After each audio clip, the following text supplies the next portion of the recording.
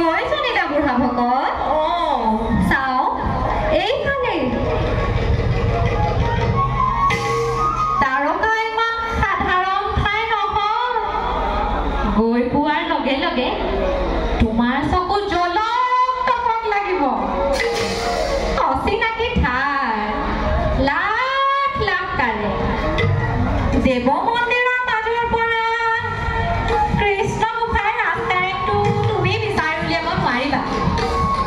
আৰু উলিয়াব পাৰিলেও দুৱৰীবোৰে সোমাবলৈ দিলেহে পাৰিবা কিনো কথা কৈছা দেও মই একো বুজিব পৰা নাই কৰ দ্বাৰকাহে কৰ দ্বাৰকা কোন মৰিবলৈ যাব ইমান দূৰ বাট খোজ কাঢ়ি কাঢ়ি হা মই সকলো গম পাইছো বুঢ়া ভকত মোক ফাঁকি দি সাৰিব নোৱাৰিবা পিছে বুঢ়া ভকত ইমান দূৰ বাট নিৰাপদে অতিক্ৰম কৰি যোৱাটো তোমাৰ পক্ষে টান হ'ব নহয় দেও নহয় কৃষ্ণ গোসাঁইয়ে মোৰ একমাত্ৰ সহায় নহ'লেনো সাগৰৰ মুখৰ পৰা মানিক বাচি উলিয়াবলৈ মোৰ কি সাধ্য দেও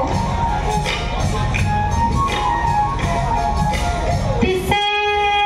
বুঢ়া ভকত ব'লা মই তোমাৰ কৃষ্ণ গোসাঁইৰ ওচৰত সেৱা এটিকে কৰি আহোঁ তেন্তে আৰু মোৰ চিন্তাৰ কোনো কাৰণেই নাই কৃষ্ণ গোসাঁই তুমি এই ভূত সৰু বুঢ়া ব্ৰাহ্মণৰ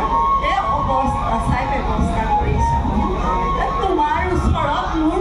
শতকোটি প্ৰণিপাত প্ৰভু পিছে বুঢ়া ভকত কোৱাচোন মই যে তোমাৰ সহায় হ'ম তাৰ পিছ মোক কি দিবা তোমাৰ যদি ইমানেই খং তেনেহ'লে গোসাঁই মোক যি দিয়ে তাৰে আধা তোমাক দিম ব'লা যদি ফুটা কৰি এটাহে দিয়ে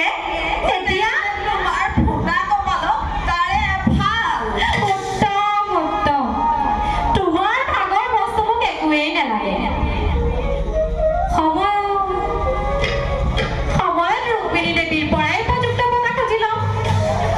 ৰুক্মিণী আইদেউৰ নাম ল'লা দেখোন